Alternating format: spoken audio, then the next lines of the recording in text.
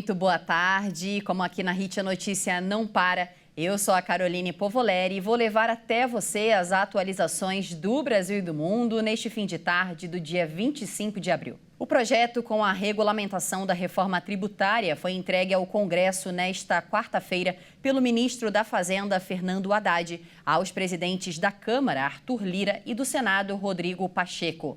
Nesta manhã, o secretário Bernard Api respondeu questionamentos em um evento com a presença de diretores do programa e auditores fiscais da Receita Federal. A proposta de emenda à Constituição da Reforma foi aprovada e promulgada pelo Congresso Nacional em dezembro do ano passado.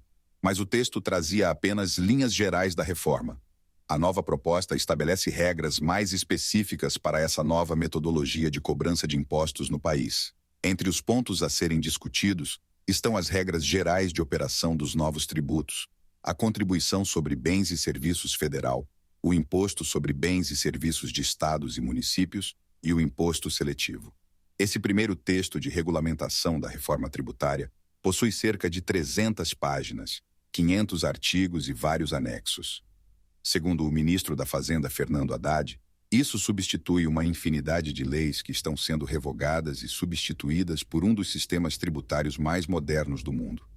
O projeto substitui 5 impostos por 2, um federal e um para estados e municípios. A expectativa divulgada pela Fazenda é que a alíquota final da contribuição sobre bens e serviços e do imposto sobre bens e serviços ficará em torno de 27%. Os dois serão tributos do tipo Imposto sobre Valor Agregado. O projeto prevê ainda uma espécie de cashback para famílias de baixa renda, de até meio salário mínimo em determinados bens e serviços. Entre eles estão a energia elétrica, água e esgoto, com proposta de devolução de até 50% dos tributos. Já no caso do gás de cozinha, o retorno pode chegar a 100%.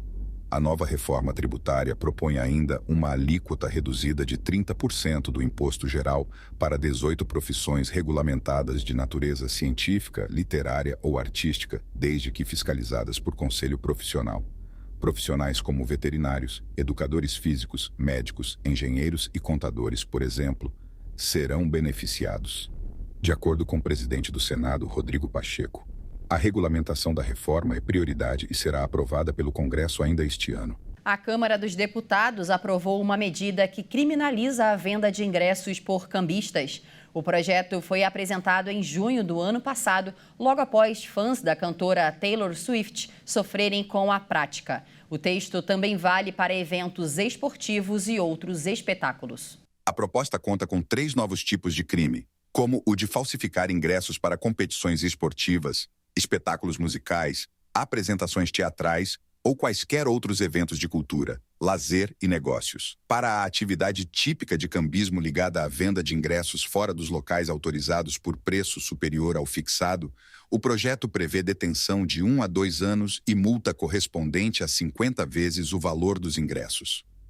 Quem fornecer, desviar ou facilitar a distribuição de ingressos para venda nesse cambismo, o texto aprovado estipula pena de detenção de 1 a 3 anos e multa de 100 vezes o valor dos ingressos. Segundo o projeto, o ingresso deverá conter a data da compra e o seu valor final, incluindo eventuais taxas, quando aplicáveis. Para as vendas online, a empresa responsável pela comercialização dos ingressos deverá providenciar gerenciamento de fila para a compra e colocar em seu site informações adequadas e claras sobre o evento, além do valor dos ingressos e a forma e prazo para devolução e reembolso de ingressos.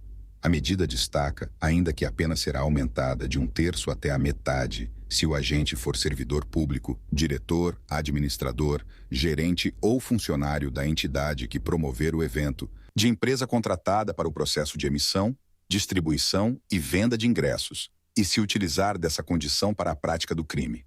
E agora a gente muda de assunto para falar que o Ministério da Gestão divulgou hoje o cartão de confirmação de inscrição do Enem dos concursos. O documento mostra o endereço onde cada candidato fará o exame no dia 5 de maio.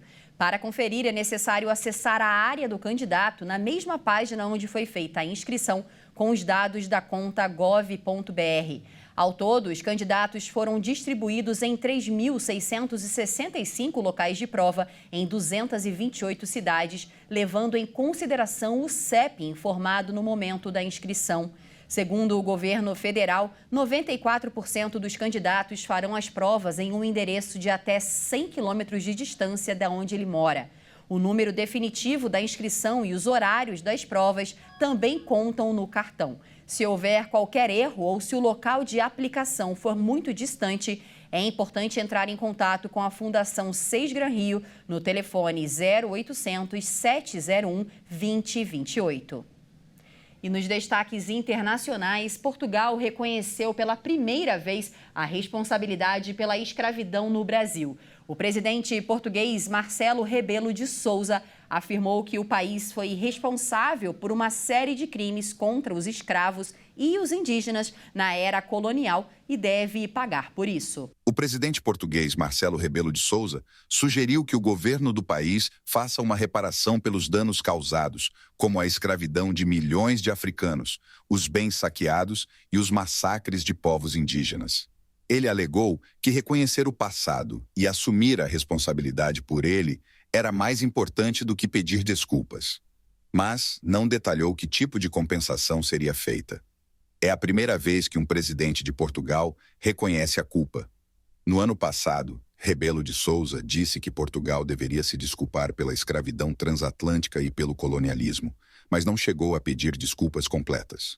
Portugal foi o país que mais traficou africanos na era colonial. Durante mais de 4 séculos, pelo menos 12 milhões e meio de africanos foram sequestrados, transportados à força por longas distâncias, principalmente por navios e comerciantes europeus, e vendidos como escravos. Os que sobreviviam à viagem foram enviados para trabalhar sem qualquer remuneração em plantações no Brasil e no Caribe. A ideia de pagar reparações ou tomar outras medidas pela escravidão transatlântica vem sendo debatida em todo o mundo, incluindo esforços para estabelecer um tribunal especial sobre a questão. E na Itália, a cidade de Veneza iniciou hoje a cobrança de uma taxa diária de 5 euros, cerca de R$30, para tentar conter o turismo em massa. Os moradores protestaram contra essa medida. Primeira no planeta a implementar uma medida deste tipo, Veneza vendeu cerca de 10 mil bilhetes online no primeiro dia. Munidos com cartazes e faixas, os manifestantes pediam o fim da venda do ticket, que, segundo eles, transforma a cidade em um museu. Houve um princípio de confusão com a polícia. Apesar dos protestos, a cobrança divide opiniões e é aprovada até mesmo por turistas. Veneza é muito pequena, então é bom ter um pouco de controle para poder circular. Veneza é uma cidade única. Posso entender a razão da cobrança. Me parece uma boa ideia. Nos períodos de maior movimento, Veneza recebe em média 100 mil turistas que pernoitam na cidade, além de dezenas de milhares de visitantes diários que exploram suas famosas vielas e canais. A quantidade contrasta com os cerca de 50 mil moradores do centro do município. Embora a taxa seja moderada e o sistema não imponha um limite de visitantes diários, as autoridades municipais esperam diminuir o movimento. O projeto, porém, tem um alcance muito limitado. Em 2024, apenas 29 dias de grande fluxo turístico serão afetados pela nova tarifa, incluindo quase todos os fins de semana de maio até julho. Os visitantes que tentarem passear sem pagar a entrada poderão ser punidos com uma multa de até 300 euros. E por hoje é só, essa edição fica por aqui. Outras notícias você acompanha ao longo da nossa programação. Até amanhã. Tchau!